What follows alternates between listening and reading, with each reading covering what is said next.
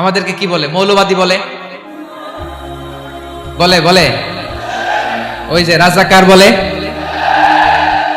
হ্যাঁ, রাজাকার রাজাকার খেলার দিন শেষ। মন মতো হইলে মুক্তিযোদ্ধা, মন মতো না হইলে রাজাকার, এই দিন শেষ। ওই দিন আর নাই, এই কার্ড দিয়ে আর খেলার দিন নাই। এগুলো মানুষ আর খায় না এখন, এগুলো গিলে না আর। সাধারণ মানুষ বড্ড সচেতন। দেখেন কালের বিবর্তনে, সময়ের আবর্তনে একই পরিক্রমা আমাদেরকেও ট্যাগিং করে। আমাদেরকে মৌলবাদী বলে, ব্যাকডেটেড বলে, রাজাকার বলে, জঙ্গি বলে, যুদ্ধাপরাধী বলে। আছে না এরকম?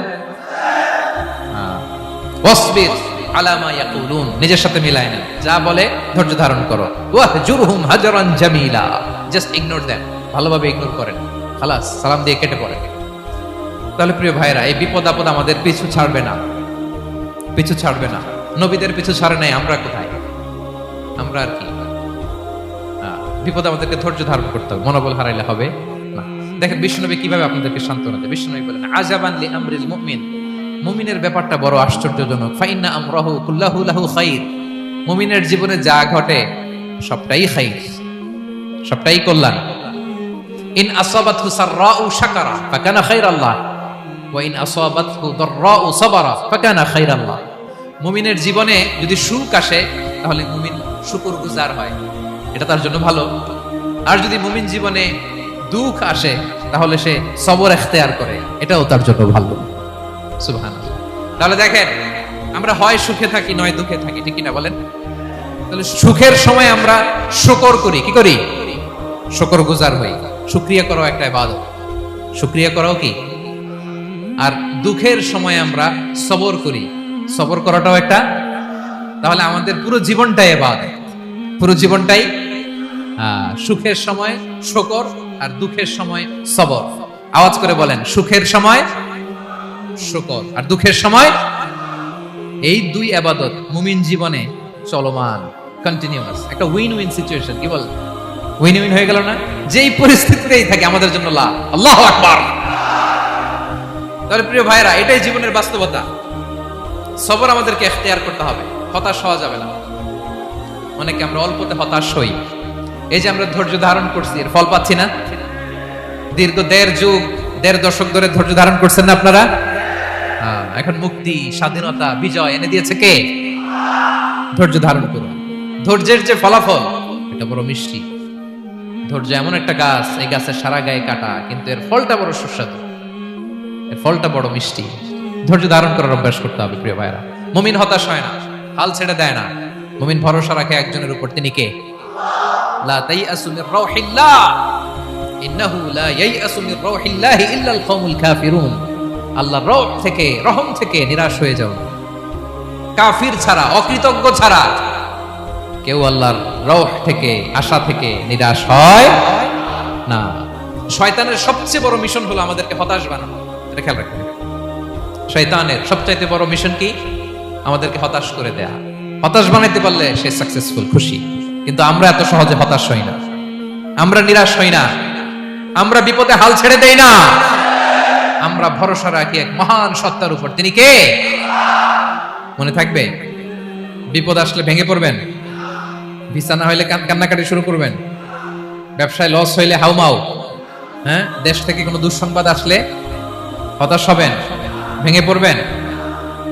ধৈর্য ধারণ করব আমরা। আওয়াজ করে বলেন, আমরা কি করব? সবর।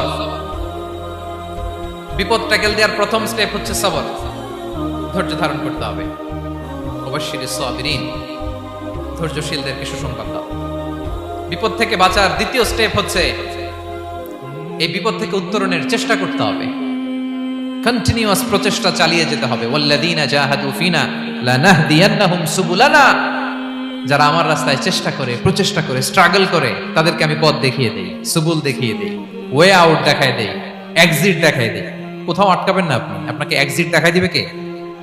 মালয়েশিয়াতে কেলুয়ার বলে না? কেলুয়ার কি বলে চিনেন? কেলুয়ার মানে কি? এক্সিট। এক্সিট পেয়ে যাবেন, আটকাবেন না আপনি জীবনে কোথাও। 3 নাম্বার, আল্লাহর উপর তাওয়াক্কুল করতে হবে বিপদ আসলে। ওয়া মান ইয়াতাওয়াক্কাল আলাল্লাহি ফাহুয়া হাসবুহ, আল্লাহর উপর যে তাওয়াক্কুল করে আল্লাহই তার জন্য যথেষ্ট হয়ে যায়। তাহলে বিপদে প্রিয় ভাইরা আমরা প্যানিক হব না, ধৈর্য ধারণ করব, বিপদ থেকে উত্তরণের সর্বোচ্চ প্রচেষ্টা চালিয়ে যাব, আর ভরসা রাখবো একজনের উপর, তিনি কে? আর বিপদ আসলে এটাকে নেগেটিভলি নেবেন না সবসময়। বিপদ আপদ এটা অনেক পজিটিভ ভালো জিনিস আমাদের জীবনে বয়ে নিয়ে আসে। শাইখুল ইসলাম ইবনু তাইমিয়া আলাইহি রাহমা উনি বলতেন, খুব দামি কথা, খুব হেভি ওয়েট কথা, মনোযোগ দিয়ে শুনুন। তিনি বলতেন, যে নেয়ামত তোমাকে আল্লাহ থেকে দূরে সরায়, ওই নেয়ামতের চেয়ে বিপদ ভালো যে বিপদ তোমাকে আল্লাহর দিকে ধাবিত করে। আই রিপিট, আমি আবারও বলি, যে নাজ নেয়ামত তোমাকে আল্লাহ থেকে দূরে সরিয়ে দেয়, সে নাজ নেয়ামতের চেয়ে ওই বিপদ আপদ ভালো যে বিপদ আপদ তোমাকে আল্লাহর কাছে টেনে নেয়। তাহলে বিপদ আপদ আসলে আপনি হতাশ হবেন? আর কখনো দুঃখ করবেন? মুয়ারের ভাইরা, আর মন খারাপ করবেন? আপনি খেয়াল করে দেখেন, বিপদ আসলে আমরা আল্লাহরে ডাকি বেশি। যখন অসুস্থ আপনি খেয়াল করেন তো, আল্লাহ আল্লাহ তুমি ছাড়া বাঁচানোর কেউ নাই, আল্লাহ আল্লাহ তুমি হেফাজত করো, আল্লাহ তুমি সুস্থ করে দাও। যখন লাইফ থ্রেট, দেখেন আপনি গুম হয়ে যেতে পারেন, আপনার কারাবন্দী করতে পারে, এরকম একটা বিপদের মধ্যে আছেন, তখন খেয়াল করেন তো আল্লাহর সাথে আপনার কানেক্টিভিটি, রিলেশনশিপটা কতটা ডেভেলপ হয়। কারণ বিপদে পড়লে আমরা আল্লাহরে ডাকি বেশি। তাহলে বিপদ আপদেরও কিছু পজিটিভ সাইড বা দিক আমাদের জীবনে আছে না নাই? অনেক পজিটিভ দিক আছে, কয়েকটা শেয়ার করি। এক নাম্বার পজিটিভ সাইড তো বললাম, ইমাম ইবনে তাইমিয়া যেটা বললেন। এরপরে হচ্ছে মাঝে মাঝে আল্লাহ তাআলা আমাদের মর্যাদাকে আপগ্রেড করতে চায়, এলিভেট করতে চায়। আপনি ধরেন কোন একটা এয়ারলাইন্সের রেগুলার প্যাসেঞ্জার টিকিট কাটেন, মাঝে মাঝে হঠাৎ করে দেখবেন কাউন্টারে গেলে তারা বলে you are upgraded to business class, অথবা you are upgraded to first class. যেহেতু রেগুলার প্যাসেঞ্জার, অনেক মাইলস জমা হয়েছে, আপগ্রেড করে দেয়। আল্লাহ তাআলা মাঝে মাঝে চায় তিনি আমাদের মর্যাদাকে, র্যাঙ্ক, এটাকে আপগ্রেড করবেন, কিন্তু আমার যে আমল আখলাকের অবস্থা, ওইটা দিয়ে ওই আপগ্রেড র্যাঙ্কে যাওয়ার সুযোগ নাই। বুঝতেছেন কথা? আল্লাহ চায় আমার লেভেল একটু আপ করতে, কিন্তু আমার আমলের যে অবস্থা, এতে আমি ওখানে যাই না। তখন আল্লাহ কিছু বিপদ আপদ দিয়ে, পরীক্ষা দিয়ে বান্দাকে টেস্ট করে। ওই পরীক্ষায় যদি উত্তীর্ণ হন, সাথে সাথে আল্লাহ তাআলা আপনার লেভেল বা র্যাঙ্ক আপগ্রেড করে দেয়। সুবহানাল্লাহ পড়বেন না? তাহলে লাভ না লস? আওয়াজ করে বলেন, লাভ না লস? মুমিন জীবনের সব লাভ। যত বিপদ আপদ আপনাকে স্পর্শ করে, প্রতিটাতেই আপনার জন্য কল্যাণ। বিষ্ণু ইসলাম বলেন, মা ইউসিবুল মুসলিমা মিন নাসাবিন ওয়ালা ওয়াসাবিন ওয়ালা হাম্মিন ওয়ালা হুজনিন ওয়ালা আযান ওয়ালা গাম্মিন হাত্তা শাওকাতি ইউশাকুহা ইল্লা কাফারাল্লাহু বিহা খাতায়া। আপনার জীবনে যত দুঃখ, যত যন্ত্রণা, যত টেনশন, যত অ্যাংজাইটি, যত ইনজুরি, এমনকি গোলাপ ফুল পাড়তে যে ওখানে যে কাটা বাঁধছে, বরই খেতে যে বরই গাছে ওঠার পর যে একটা কাটা বিঁধছে আপনার হাতে, এর কারণে আল্লাহ তাআলা আপনার গুনাহ মাফ করে দেয়। সুবহানাল্লাহ। তাহলে বিপদ আপদ দিয়ে আল্লাহ বান্দার মর্যাদাকে আপগ্রেড করে। বিপদ আপদে ফেলে আল্লাহ তাআলা বান্দার পাপ মোচন করে। বিপদ আপদ দিয়ে আল্লাহ তাআলা বান্দার শাস্তি মওকুফ করে। এমন পাপ করছেন, এটার জন্য শাস্তি বরাদ্দ হয়ে গেছে, কিন্তু আল্লাহ তাআলা ওই শাস্তি থেকে মাঝে মাঝে আপনাকে বাঁচাতে চায়, তখন কিছু বিপদ দিয়ে বান্দারে পরীক্ষা করে। উত্তীর্ণ হলেই আল্লাহ তাআলা ওই শাস্তিকে মওকুফ করে দেয়। তাহলে আসুন সামারি করি, পুরো আলোচনাটার সামারি করি। এক নম্বর সামারি হচ্ছে বিপদ আপদ, পরীক্ষা, স্ট্রাগল, কষ্ট, এটা সুন্নাতুল্লাহি ফিদ দুনিয়া। এই দুনিয়ায় আল্লাহর সুন্নাত, এর বাইরে কেউ যেতে পারে না, ইভেন নট দ্য মেসেঞ্জার্স, নবীরাও না। আজকের আলোচনায় শুনছেন না নবীদের জীবন দিয়ে কি গেছে, ups and downs, test and trial, নবীরাও না। তাহলে এটা আমাদের মাইন্ডসেটের সাথে সেট আপ করে নিতে হবে যে অতীতে, বর্তমানে, ভবিষ্যতে বিপদ আপদ মুক্ত এই পৃথিবীতে কেউ থাকবে না। পারবেন? হ্যাঁ, এটা মাইন্ডসেটে নিয়ে নিতে হবে যে এটাই জীবন, বিপদ আপদ দিয়ে আল্লাহ পরীক্ষা করবেন। এটাই পৃথিবী।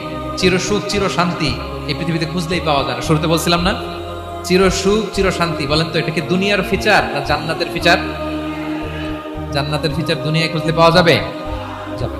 তাহলে আজকের আলোচনার এক নম্বর লেসন হচ্ছে বিপদ আপদ এটা সুন্নাতুল্লাহি ফিদ দুনিয়া। এই দুনিয়া আল্লাহর সুন্নাত, এটা থেকে মুক্তি পাওয়ার কোনো সুযোগ নাই, নবীরাও পায় নাই। 2 নাম্বার লেসন, বাঁচার যেহেতু সুযোগ নাই, we have to face it with patience, intellect and tawakkul। বিপদে অস্থির হওয়া যাবে না, এটাকে ফেস করতে হবে উইথ পেশেন্স, ধৈর্যের সাথে। বিপদ আমরা মোকাবেলা করব কিসের সাথে? ধৈর্য। প্যানিক হবেন না, অস্থির হবেন না, ধৈর্য ধারণ করবেন উইথ ইন্টেলেক্ট।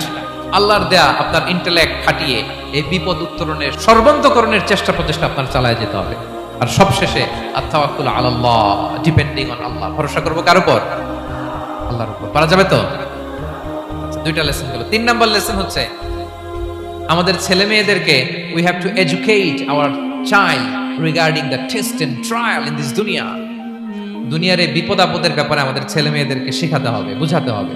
ওরা ছোট মানুষ তো অস্থির হয়ে যায়, আপু আমার সাথে কেন এমন হয়, আমারই শুধু পেন্সিল চুরি হয়, আমারই শুধু এটা হয়, আমি পরীক্ষায় খারাপ করি, আমি ব্যথা পাই, আমার এই আমার সেই। ছোট মানুষ তো বুঝে না, ওরা বুঝাইতে হবে যে বাবা this is the essence of life, এটাই জীবন, এটাই কি এই লাইফ হ্যাকস গুলো তাদেরকে শেখাইতে হবে। ডোন্ট বি প্যানিক, প্যানিক হওয়া যাবে না। This is how life is design, এটাই জীবন, বিপদ আপদ আসবে, এটাকে মেনে নিতে হবে, ছেলে মেয়েদেরকে শিখাইতে হবে, তাহলে তারাও প্যানিক হবে না। পারবেন তো ইনশাআল্লাহ? আচ্ছা, 4 নাম্বার লেসন হচ্ছে যেটা আমরা জানলাম, এই বিপদ আপদ সবসময় আমাদের জন্য খারাপ না। সামটাইমস ইট ব্রিংস খায়র for us if deal properly. ঠিকমতো বিপদকে ডিল করতে পারলে এটা আসলে আমার জন্য আখেরে কল্যাণই বয়ে নিয়ে আসে। কি বলেন, তাই না? কল্যাণ বয়ে নিয়ে আসে। সব শেষ কথা হলো, আমরা যেন এই বিপদগুলোকে প্রপারলি ডিল করতে পারি, আমরা যেন সবর ইখতিয়ার করতে পারি। আল্লাহর কাছে চাইতে হবে, দোয়া করতে হবে, কারণ তৌফিক দেওয়ার মালিক কে? আল্লাহর কাছে যেন আমরা কায়মনো বাক্যে প্রার্থনা করতে পারি, আল্লাহ এই বিপদকে যেন আমরা ডিল করতে পারি উইথ সাবর, উইথ ইন্টেলেক্ট, উইথ তাওয়াক্কুল। আসল হাতিয়ার হচ্ছে এটা, দোয়া। আল্লাহর কাছে চাইবেন, মনোযোগের সাথে চাইবেন, আন্তরিকতার সাথে চাইবেন। উদু আল্লাহ ওয়া আনতুম মুকিনুনা বিল ইজাবা। বিষ্ণু বলেন এমন ভাবে চাও যেন তুমি অনেকটা কনফার্ম যে তোমার দোয়া আল্লাহ কবুল করবেনই।